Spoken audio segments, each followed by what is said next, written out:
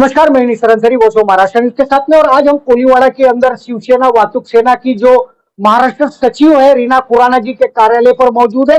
और मौजूद इसलिए है कि जिस तरीके से एक एफआईआर कॉपी 118 किदवाई नगर में ली गई है एक महिला पीड़ित है, उसको लेकर के कुछ चर्चा जो है हम रीना खुराना जी से करना चाहेंगे। रीना खुराना जी, वॉइस ऑफ महाराष्ट्र में आपका स्वागत है। और ये जो कॉपी आपने भेजी थी 118 इसका क्या मतलब है और क्या ये मामला हुआ है सारा? अंसारी जी, ये जो बच्ची है ये आसाम से आई हुई है मेरे पास।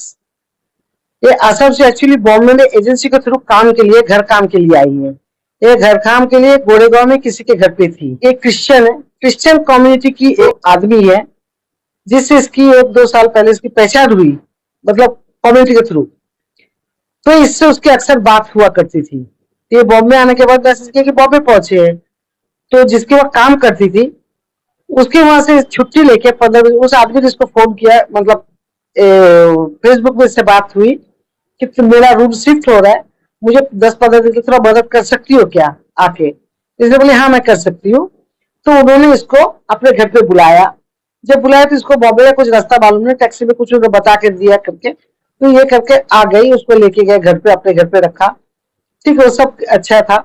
ये 9 जून को उसके घर पहुंची। 1-2 दिन के बाद इसके साथ मारहानि, उसको गल्ला खिलाना, मट्टी खिलाना, गाली बकना, टॉर्चर करना, मतलब इस बेड से मारना, डंडे से मारना, इस तरह से टॉर्चर किया कि पूछिए मत। उसके जांघों में, मतलब आपको क्या बोले, प्राइवेट पार्ट्स के पास भी इतना गंदे तरह से उसको मारा है।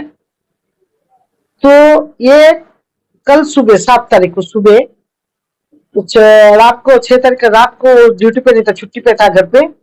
तो इसको रात भर मारा, इसका गला दबाया, जिससे इसको देखिए ये नाखून के निशान पड़ गई उसकी। तो ये बच्ची तब सोची कि हम यहाँ मर जाने से बेहतर है हम बाहर जाके कहीं मर जाए। ये सोच करके सुबह उठ के भाग जाएंगे। सुबह हुई, उसकी मम्मी 6 बजे चर्च में गई। ये लड़के ने अपना चप्पल लिया, और इसकी सिस्टर भी यहाँ किसी के यहाँ घर के काम करती है। सिस्टर जिस एजेंसी के थ्रू आई है उसका कार्ड इसने लिया, और ये सुबह वहां से घर से भाग गई। वहां से निकल कर बडाला स्टेशन बाजू में ही है, बडाला स्टेशन आई है, जो ट्रेन आया उसमें बैठ गई है। टीसी ने इसको पकड़ा तो इसने बताया मैं ऐसे ऐसे, बाकी मेरे पैसा नहीं है, ऐसे ऐसा प्रॉब्लम हुआ, वहां पर मेरे को ऐसे टचर, मेरा जान खतरे में, मैं भाग रही हूँ, मेरे पास कोई नंबर भी नहीं है, फोन भी नहीं, क्योंकि इसका फोन, इसका मोबाइल, इसका एटीएम कार्ड, इसका जो भी डॉक्यूमेंट सब उस आदमी ने ले लिया था जिसके घर पे ये थी। इसका पैसा सब उसके पास था, कुछ इसके पास नहीं है। तो वो आदमी ने वो बोला ठीक है मैं आपको पनवेल पुलिस स्टेशन पे जमा करता हूँ। वो पनवेल में उतरा, पनवेल में पुलिस स्टेशन पे इसको ले जाके जमा किया।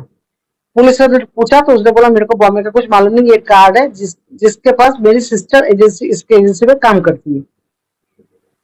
फिर वो पनवेल पुलिस वाले ने इनको फोन किया, किसको? एजेंसी को। एजेंसी ने फिर इसके सिस्टर को फोन किया, पुलिस वाला का नंबर दिया, फिर उसका सिस्टर ने पुलिस वाले को फोन किया। पुलिस वाले को फोन किया तो पुलिस वाले ने बोला ऐसे ऐसा है, तो पुलिस वाले ने फिर उसको, पुलिस वाले लेके आया कि ये डायरेक्ट आया, मुझे इतना जानकारी नहीं है, लेकिन वो सीएसटी में उतरने को बोला, सीएसटी में उतर गई। उसका बहन गई सीएसटी में, सीएसटी से लेके आई। फेसबुक में जो क्रिश्चियन कम्युनिटी में थे, इसकी बहन भी उसमें ज्वाइंट है। उसमें एक लड़का है जसवा करके, जोसेफ, वो मेरे को दीदी बोलता है, मेरे भाई का दोस्त है। तो उसके साथ इसके बहन की पहचान है। उसने उसको बोला भैया ऐसे ऐसे होगा, मेरी बहन के सदस्य होगा, मेरे को बहन को बचाने का है। तो उसने बोला टेंशन मतलब, मेरी बहन है, मेरी दीदी है, वो तुमको बचाएगी, हेल्प करे, तुम उसके पास चले जाओ। उसने उसको नंबर दिया और मेरे को भी उसने फोन किया, दीदी ऐसे ऐसे प्रॉब्लम है, मैंने कहा उनको भेज दो, मैं इंसाफ दिलाती हूँ। फिर इसके बहन ने भी फोन किया, मैंने उसके बहन से भी बात की, मैंने उसको गाड़ी ओला बुक करके दिया, ओला से वो यहाँ पे आई। आने के बाद मैं आई, मैंने उसको देखा, मैंने उसको पूछा, सब बात करने के बाद मैंने उसको किडवाई नगर पुलिस स्टेशन में लेके गई। पुलिस स्टेशन में ले जाने के बाद पुलिस ऑफिसर जो था कदम करके था, और एपीआई था कोई, पता उसका नाम मुझे याद नहीं है। तो उनसे बात हुई, उन्होंने सब देखा, देखने के बाद उसको जेजे हॉस्पिटल भेजा। जेजे हॉस्पिटल पूरा चेकअप किया। वहां पे हम लोग को रात को 1-1:30 बज गया था। वहां से पुलिस स्टेशन आए, पुलिस ने फिर वो लोग एफ वगैरह किया, सब जो भी कर रहा था उसका कार्यक्रम सब किया। लेकिन जब वो एफ लिख रहा था तो ये लड़की बार बार बोल रही थी मेरा नेकेट फोटो उसने मोबाइल में रखा, वो निकलना चाहिए, नहीं तो मेरा, क्योंकि वो मेरे को बोल रहा था तेरे को ब्लैकमेल करके फेसबुक में डाल दूंगा। और वो बाथरूम में जाते वक्त ऐसे जबरदस्ती से सब फोटो निकालता था। तो ऑफिसर ने कुछ बोला नहीं, हाँ ठीक है मैं मोबाइल लूंगा सब निकाल दूंगा, टेंशन मत लो, मैं सब करूंगा। लेकिन उसने सब किया, खाली इस एफआईआर के अंदर जितना मारहानि किया वो लिखा, वो जो नेकेट के बाद उसने लिखा नहीं। चलिए, जिस तरीके से रीना खुराना जी ने पीड़ित महिला की कहानी बताई है, पीड़ित भी हमारे सामने है, मैं उनसे भी जानने का प्रयास करूंगा कि बेटा क्या नाम है तुम्हारा और आसाम से आप कैसे यहाँ पर पहुंची बम्बई? जी, मेरा नाम शांतिना है और मैं एक एजेंसी के थ्रू से मैं यहाँ बॉम्बे काम करने के लिए आई हूँ। यहाँ आने के बाद मैं एजेंसी के थ्रू से मैं काम कर एजेंसी का क्या नाम है आपकी? जी, मेरा एजेंसी का नाम है अब्बास। अब्बास। हाँ, लेकिन जो मैं ये घर में काम करना आया तो वो मेरे एजेंसी का कुछ लेना देना नहीं है, क्योंकि मैंने उससे छुट्टी लेके मैंने जो घर में काम कर रही थी इस महीना, तो उधर से छुट्टी लेके मैंने यहाँ आई है, इसीलिए एजेंसी का कुछ लेना देना नहीं है। तो ये आपको क्या क्या प्रॉब्लम वहां पे क्रिएट की गई, किस तरीके से प्रताड़ित किया गया, क्या हुआ, मारहानि कैसे हुई बताइए। जैसे जिस घर में मैं काम कर रही थी ना, वो हाँ, जिस घर में काम कर रही थी, ये देखिए ये सब जलाया, इसको गरम चाय की कप से इसको जलाया गया था। हाँ। ये दोनों एक ही दिन में किया था और 6 तारीख को किया गया। हाँ, कौन कोई से 6 तारीख? 5-6 तारीख को किया। और ये तो आयरन से जलाया, ये तो आयरन से बहुत पहले किया है और निशान पीठ में है जलाया, और आयरन पीठ से में जलाया है और पेट में ऐसा मुक्का मारा, पूरा यहाँ पे काला निशान काला है। निशान। तो मेडिकल रिपोर्ट पुलिस को आपने बताया कि किस तरीके से उनको मारा गया, क्या क्या जख्म हुआ है? जी जी, पुलिस को सब बताया। देखिए यहाँ पे जख्म है, पीठ में जख्म है, पैर में जख्म है, इसका प्राइवेट पार्ट्स के जो 2 पोर्शन है उसमें जख्म है। और मेडिकल भी बोला, मेडिकल वालों ने सब लिख के लिया और उसका पूरा ये किया।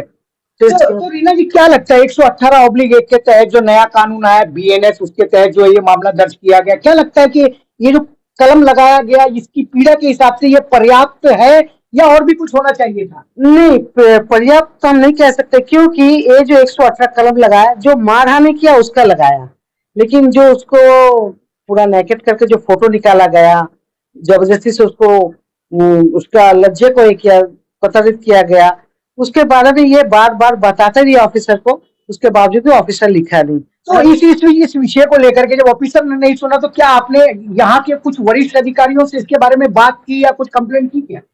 नहीं, किसी वरिष्ठ अधिकारी से मैंने बात नहीं की और ना ही मैंने किसी कंप्लेंट की, क्योंकि मेरे पास वक्त नहीं है। मैं 11 तारीख को आउट ऑफ बॉम्बे जा रही हूँ 15 दिन के लिए। तो 15 दिन के बाद आने के बाद हम देखते हैं क्या करना है क्या नहीं, क्योंकि ऑफिसर ने कहा है आप टेंशन मत लीजिए, मैं इसके तरफ से हूँ, इसका काम कर रहा हूँ, इसको बचाऊंगा। लेकिन मुझे नहीं लगता, क्योंकि कल रात को जब भी हम पुलिस स्टेशन में थे, एफआईआर लेने से पहले मुझे एपीआई ने ऊपर बुलाया, उन्होंने मुझे कहा आप चाहिए तो आप सेटल कर लीजिए, उसको भी कुछ मिल जाएगा, दोनों पार्टी बच जाएंगे। मैंने कहा नो सर, मैं सेटल करने के लिए नहीं आई हूँ। क्यों कि अगर उसको आज छोड़ देंगे तो आज ये लड़की को तो चलो पैसा ले चली जाएगी, हाँ, ये जख्म जिंदगी में नहीं भूलेगी। सेकंड थिंग, इसके बाद जिसको लाएगा उसको ही मारे, क्योंकि उसने अपने वाइफ को लाया, वाइफ को भी उसने टॉर्चर किया, जिसकी वजह से उसको वाइफ भी चली गई।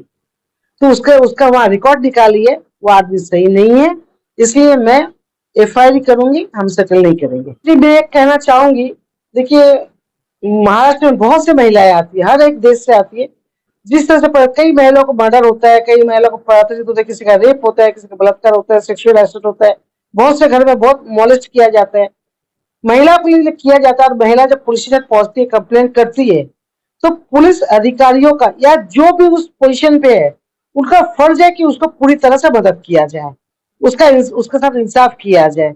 हम ये नहीं कहते कि आप ऑपोजिशन का मत सुनो, लेकिन ऑपोजिशन का सुनो उतना जो जितना आपको लगता है कि सही है। आप मेडिकल रिपोर्ट भी करा रहे हो, बात भी सुन रहे हो, ये तो नहीं कि वो पहले से सिखाई हुई है, किसी के बोली हुई है, वो आपको बता रही है, आप उसको सुन के तो सही है, उसका इंसाफ करो। तो आप क्या करते हो, उनका भी सुनते हो, आप अपना पॉकेट गर्म करते हो और उनके केस को ढीला कर देते हो। तो मेरे सभी अधिकारियों से, गवर्नमेंट अधिकारी, पुलिस ऑफिसर, पुलिस अधिकारी जो भी है, उनसे मेरा ये रिक्वेस्ट है कि आपके पास कोई भी ऐसे पीड़ित या पीड़िता आते हैं तो उसका सही इंसाफ कीजिए। चलिए, जिस तरीके से रीना खुराना जी ने पीड़ित महिला को लेकर के बात की, महाराष्ट्र की सरकार और मुख्यमंत्री एकनाथ शिंदे जी ने महिलाओं को लेकर के बड़ी चिंता व्यक्त करते हुए लाड़की बहन 1500 रुपए की योजना लाई कि महिलाओं को एक इंडिपेंडेंस सा मिल सके, महिलाओं को मदद मिल सके। लेकिन ये आसाम जैसे या बिहार जैसे इलाकों से जो गरीब महिलाएं मुंबई शहर के अंदर काम करने के लिए आती है, इनकी सुरक्षा का क्या? कहीं ना कहीं महाराष्ट्र सरकार और मुख्यमंत्री एकनाथ शिंदे जी भी इस बात को सचेत करेंगे और इस पर जो इन्वेस्टिगेशन का आदेश देंगे और ऐसी महिलाओं की किस तरह से सुरक्षा की जा सकती है उस पर भी विचार विमर्श करेंगे। रीना खुराना जी, आपने और बेटी आपने जो है अपनी पीड़ा को लेकर के वॉइस ऑफ महाराष्ट्र चर्चा की, उसके लिए थैंक्स और धन्यवाद।